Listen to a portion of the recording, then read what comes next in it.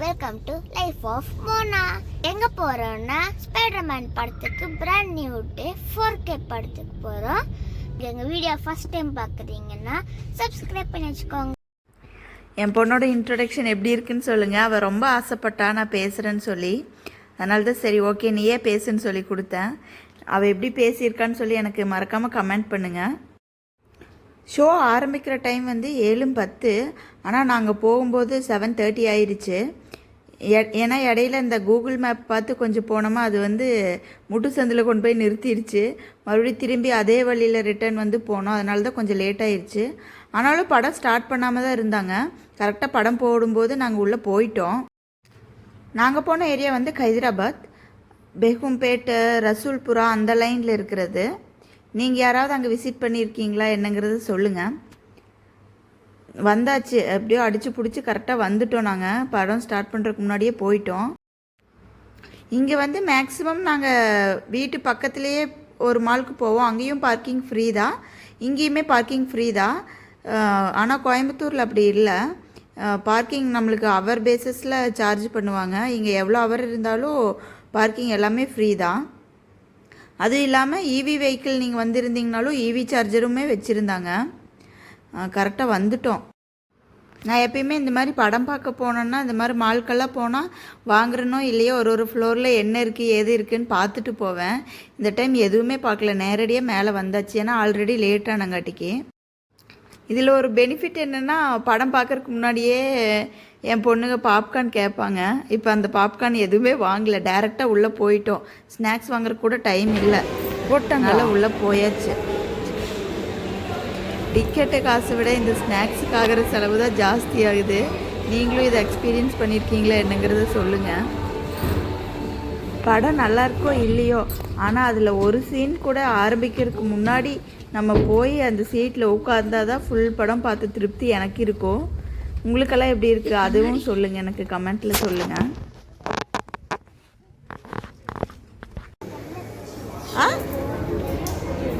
சரி, எப்படி இருந்துச்சு படம்?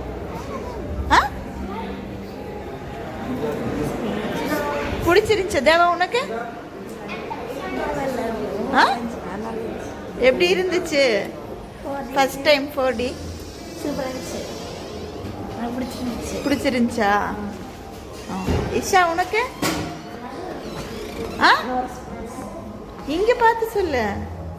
ஏய், இங்க பார்த்து சொல்லு, சத்தம் சொல்லு. இங்க வர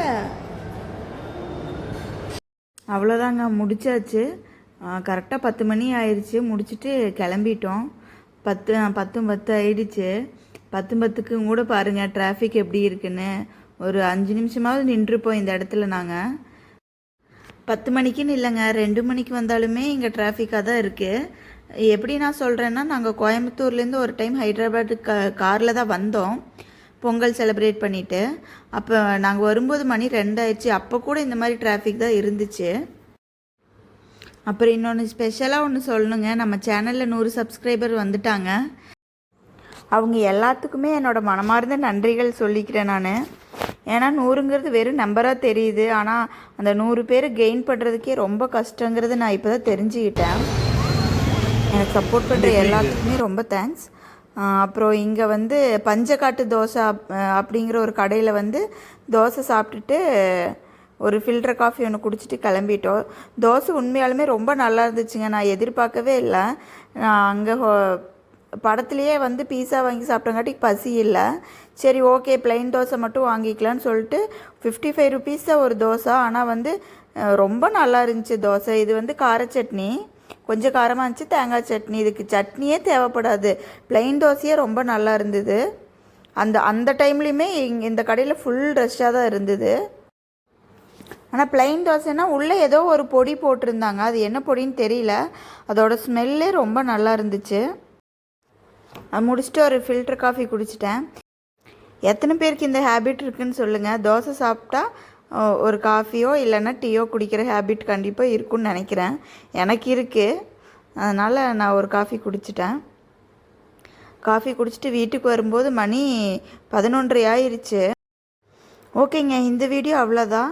உங்களுக்கு நான் போடுற வீடியோஸ் எல்லாம் பிடிச்சிருக்கு, நல்லா இருக்குன்னு நினச்சிங்கன்னா சேனல் மறக்காமல் சப்ஸ்கிரைப் பண்ணி வச்சுக்கோங்க. லைக் பண்ணுங்கள், ஷேர் பண்ணுங்கள், கமெண்ட் பண்ணுங்கள். நெக்ஸ்ட் ஒரு இன்ட்ரெஸ்டிங்கான வீடியோவில் மீட் பண்ணுறேன். பாய்.